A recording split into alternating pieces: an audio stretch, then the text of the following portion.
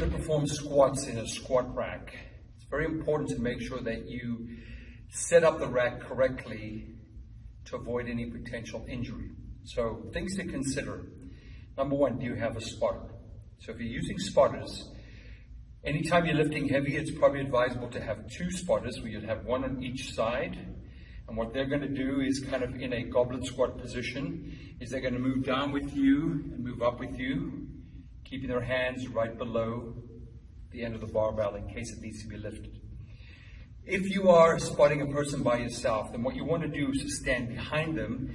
You need to straddle kind of their selves, but you need to be wider than they are. Your arms are going to go in, right, into the armpits right here. You're going to squat down with them, and if they struggle, you're going to actually lift them up using your biceps in their armpits and help lift them up out of the squat. All right. Now, in terms of the machine, all right, this machine is a little fixed, but generally you should always set the safety rungs at about mid-thigh level. That way, if you're squatting and let's say you cannot complete the repetition, you can just sit yourself down without the risk of avoiding getting crushed underneath the bar and still allow you enough space to be able to get through it. The height of the bar should be somewhere around your chest level to your sternum. You don't want to go any higher because then you're kind of going onto your tippy toes to unrack the bar, which means you're already unstable just unracking the bar. You want to be able to get under the bar, all right? And as I'm going to show you in a second, is basically use your lower extremity to unrack the bar and then step into the area in which you perform your reps. Okay, so I'm going to come into the squat rack, all right?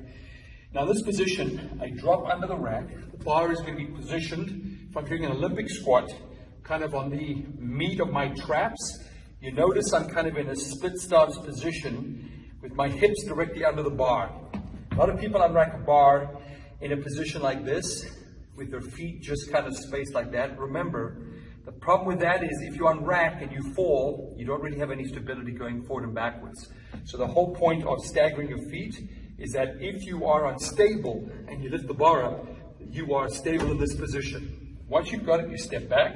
Now, where should your arms be? A lot of people have their elbows pointing backwards, all right? You want to kind of have them pointing, if you can, kind of more down towards the floor.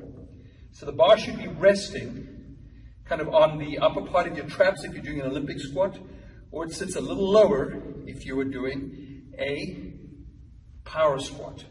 And when you're ready from this position, you initiate your hinge, you drop down, allowing the tibia to come forward, and squat back up.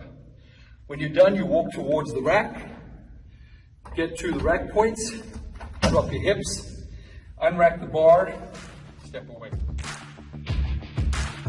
In this view of the squat, I want you to watch my feet.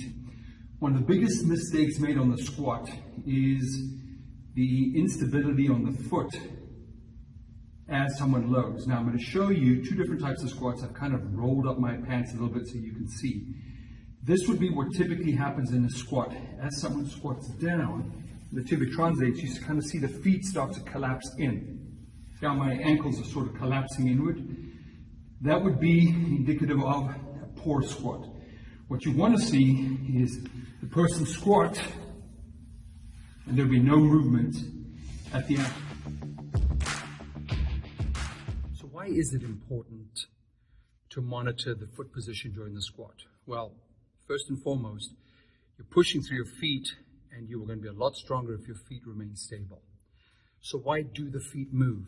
If you've watched a previous video, we talked about the bend and lift pattern. And what happens during the squat is as you squat down, we're trying to achieve what we call a figure four position where your torso and your tibia are somewhat parallel to each other, and that'll be the thigh making the figure four. Unfortunately, that doesn't happen with a lot of people.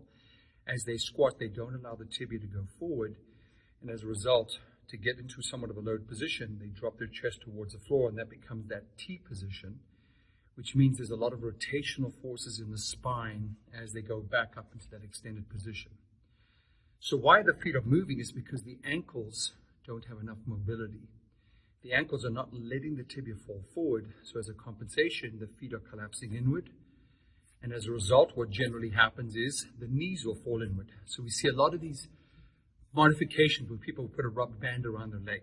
And the whole idea is to push outward on the rubber band to stop the knees from collapsing in. The problem with that is that you're not addressing the cause, you're just addressing the consequence. If you actually look at what's happening at the ankles, in other words, if the ankles are collapsing in, that's what's causing the knees. So fix the ankles, the knees they may fix themselves. But it could also be a situation where when you're squatting, that it might be some tightness in the hips, because as you squat, you're actually lengthening the muscles on the inside of your thigh. And if they're tight, they're pulling the knees in too. So the movement screens that we talk about can help you identify where the problem is if you're seeing the knees collapse in. But the bottom line is this: you've got to fix that problem. You should not be lifting heavy until you can maintain a stable foot and have adequate mobility at the ankle.